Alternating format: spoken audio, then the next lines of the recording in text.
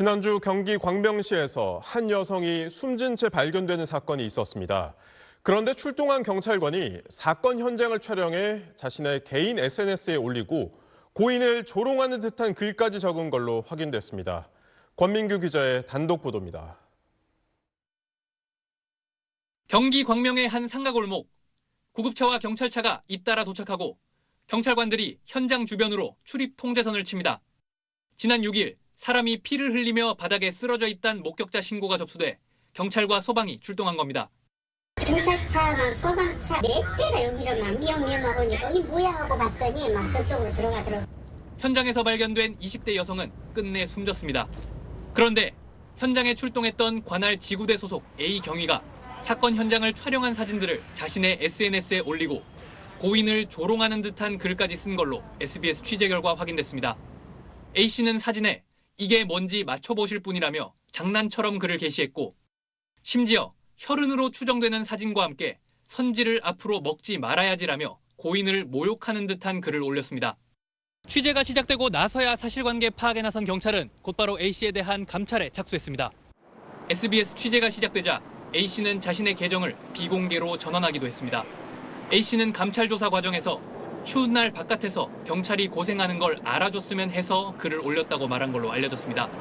광명경찰서는 유가족께 진심으로 사과드린다며 철저한 조사를 통해 엄정 조치하고 전 직원을 대상으로 재발 방지 교육을 하겠다고 밝혔습니다. 이 사건 취재한 권민규 기자 나와 있습니다. 권 기자, 저도 그렇지만 이 뉴스 보신 분들이 참 황당하고 화가 날 것 같은데 이 경찰관은 감찰만 받는 겁니까?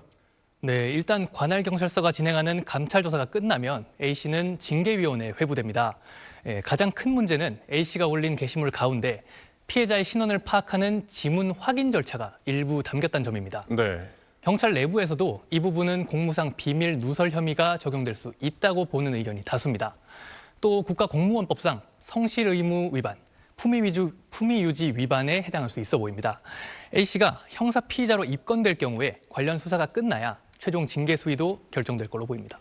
네, 한 명의 일탈이긴 하지만 이건 현장에서 일어나는 일이잖아요. 경찰 전체 신뢰에 미치는 영향이 있을 것 같은데요.